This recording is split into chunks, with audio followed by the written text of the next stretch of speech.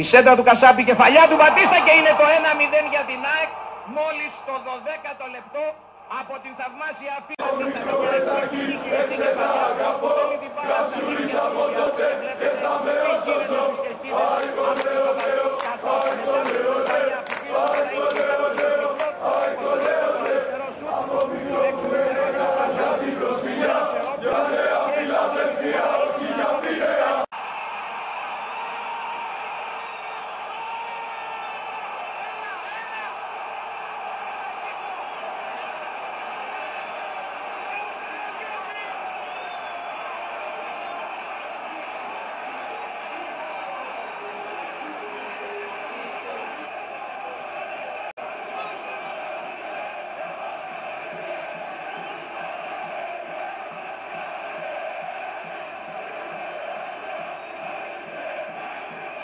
η ΑΕΚ προηγείται με 2-0 και βεβαίως βλέπετε τον αρχηγό της, τον Ντέμι Νικολαίδη, ο οποίος πήγε στην κερκίδα των Original, των φανατικών οπαδών της ΑΕΚ, για να πανηγυρίσει αυτό το δεύτερο γκολ που πιθανότατα θα στείλει την ΑΕΚ στα αποδυτήρια με ένα